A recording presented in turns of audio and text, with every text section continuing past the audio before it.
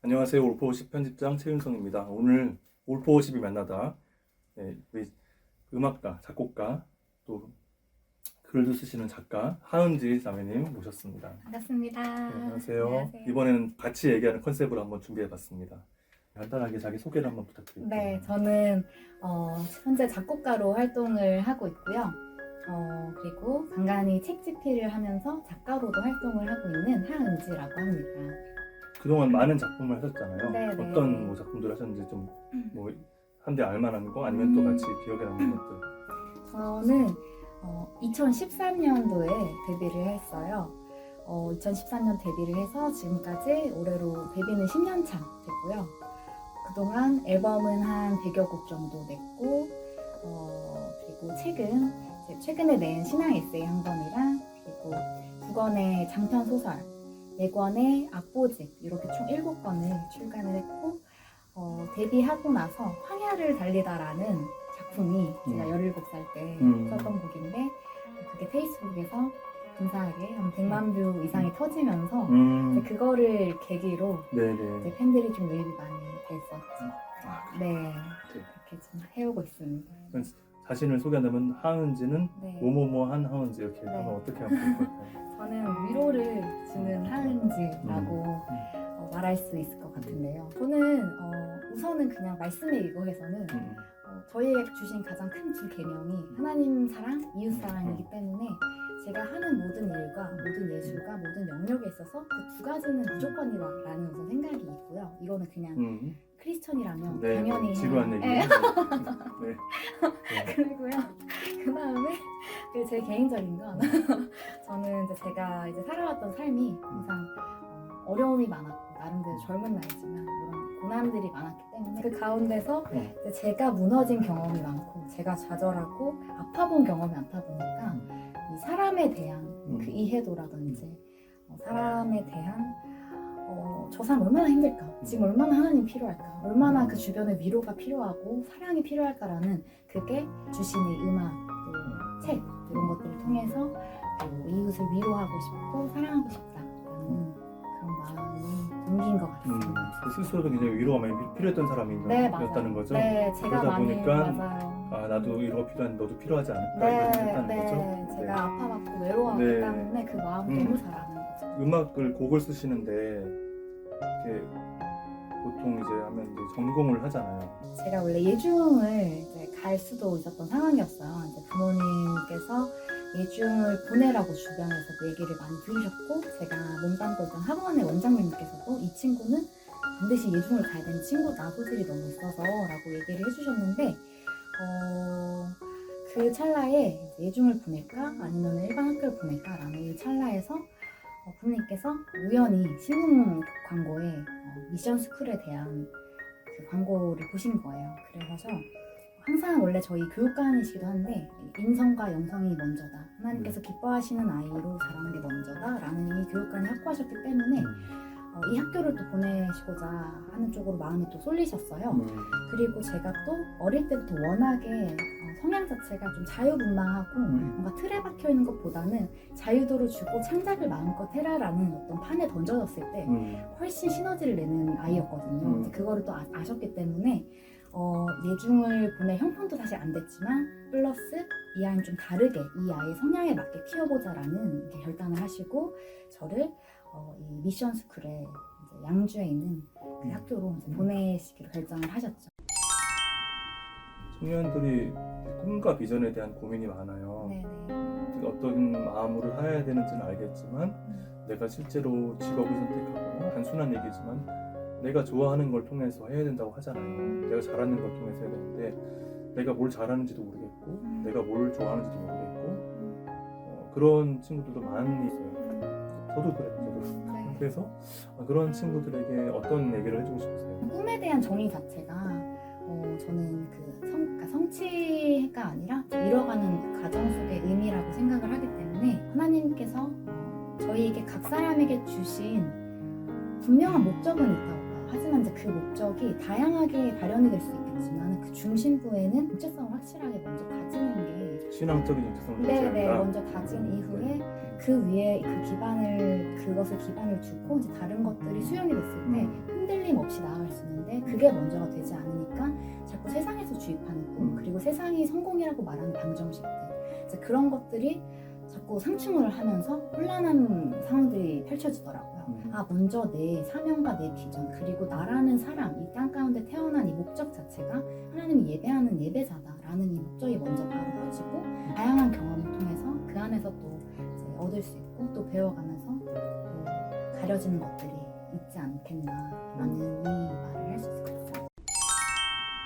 사회에 나갔는데 내가 그동안 배워왔던 그 내용들과 너무나 상반되는 그 현실 속에서 마음이 막 괴로워지고 정말 이게 맞나라는 그 순간의 회의들이 올 때 이거를 누군가한테 저도 물어보고 싶었던 순간들이 많았던 것 같아요. 그랬을 때 이제 물어본다라는 건 그리고 이런 좀 중요하고 본질적이고 깊이 있는 이야기들은 사실은 정말 내가 믿음이 가는 분 아니면 정말 내가 이미 그분 자체로도 하나님 앞에서 너무 신실하게 사셔서 따라하고 싶은 롤모델로서 내가 삼고 있는 그런 분들한테 사실 이런 것들이 좀 더 터놓아지는 것들이 있잖아요.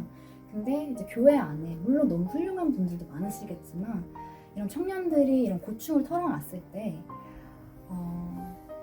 그것에 대해서 좀 이해해주고 공감을 해주면서도 실질적인 어떤 그 믿음의 방향으로 이끌어주실 만한 그런 멘토들이 많이 없지 않았나라는 생각을 사실 해요. 그래서 가령 이런 거죠. 지금 제가 이런 인간관계나 이런 것 때문에 너무 힘들다라고 얘기를 했다고 이제 예를 들면 이런 거죠. 기도해라.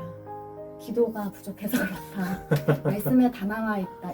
물론 맞는 말씀이에요. 네. 저희는 그게 첫 번째긴 하지만 사실 이 청년이 찾아가서 얘기한 건 그런 얘기를 듣는 것보다는 이 마음을 좀 더 위로받고 싶고 그리고 이거에 대한 조금 더 뭐랄까 실질적인 어떤 그런 왜라는 물음에 대한 내용이 기도해라 이게 아니라 그럼에도 불구하고 너가 이 말씀을 따라야 할 이유는 이러이러해서 이렇기 때문이야 라는 것들이 조금 더 뒷받침이 돼야지 논리로서 또 설득이 되는 세대잖아요 저희가. 그래서 이제 그런 것들이 조금 같이 좀 맞물리는 게 맞물려져 있는 멘토분들 좀 필요하지 않나. 본인의 삶을 살아내시면서도 청년의 입장에서 그거를 공감해주면서 방법론까지 같이 제시해줄 수 있는 정말 그런 멘토분들이 많아졌으면 좋겠다라는 생각이 들었어요. 저도 그런 분들이 필요했던 순간이 좀 절실했던 순간들이 몇 번 있었기 때문에 네네네.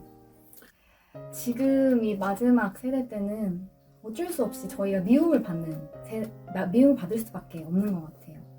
이게 저희가 고수하고 말하는 가치와 세상이 말하는 게 너무 다르기 때문에 저희는 어딜 가면 바보 소리 들을 수 있을 수도 있고 그리고 너무 이상주의적이다라는 말을 또 들을 수도 있고 하지만 그럼에도 불구하고 가장 중요한 거는 제가 초반에 말씀드렸다시피 이 정체성을 확실히 하는 게 제일 중요한 것 같아요.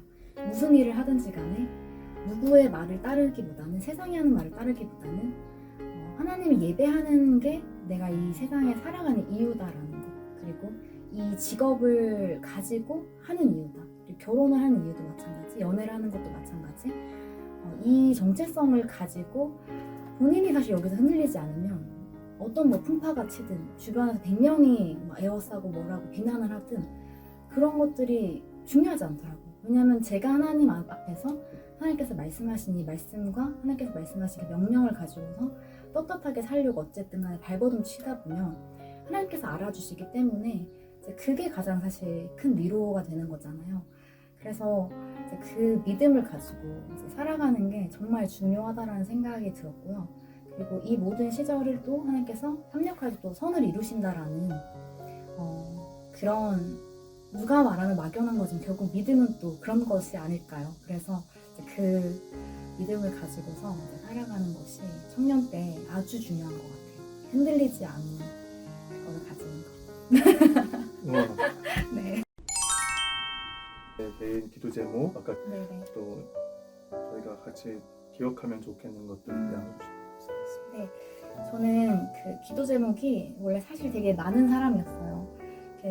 제 안에 꿈도 많았고 저는 또 남들과는 조금 다른 길을 걸어왔기 때문에 이제 그 안에서 또 좀 빨리 뭔가를 또 성취하고 싶은 그 욕심도 사실 인간적인 욕심도 어릴 땐 되게 많았던 것 같아요.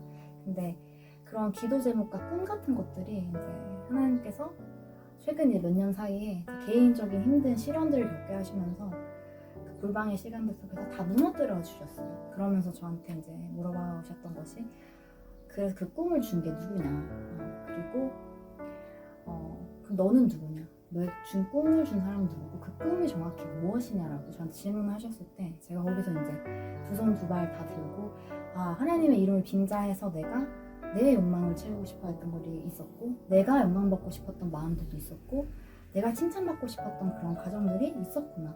정말 그거를 깨닫고 제가 완전 납다 엎드려져서 이제 막 엉엉 울면서 이제 하나님 앞에 항복을 했던 그런 몇 년 사이 최근이에요. 이제 그러면서 그렇게 되니까 이제는 뭐라도 괜찮다가 되더라고요. 그냥 내가 지금 이 순간 정말 하나님과 동행하는 이 하루하루가 중요한 것이고, 그냥 지금 내가 이 뿌리를 내리고 매일매일 주님을 더 닮아가는 삶, 그리고 하나님을 좀 더 사랑해가는 이 삶 자체가 중요한 것이지, 그게 먼저가 되지 않으니까 다른 것들이 다 무슨 의미가 있을까라는 것들, 결국에 내 욕망 채우는 거구나 라는 그런 생각이 들었어요. 그래서 저는 지금으로서는 기도 제목이 그냥 주님, 그냥 저는 아무것도 아닙니다. 그래서 그냥 부르시는 곳이 어디든, 그냥 제가 지금 있는 곳이 어디든, 지금 나에게 붙여주신 사람이 누구든 그 안에서 그냥 하나님 더 닮아가길 원합니다, 하나님 더 사랑하길 원합니다 라는 그것이 지금 사실 기도 제목인 것 같아요. 그래서 그 모든 꿈들은, 인간적인 것들은 다 좀 무너졌어요. 근데 이게 막 좌절했다 이런 의미가 아니라 그냥 그것이 저한테 더 이상 중요하지가 않아진 것 같아요. 그래서 그냥 이끄시는 대로. 그래요.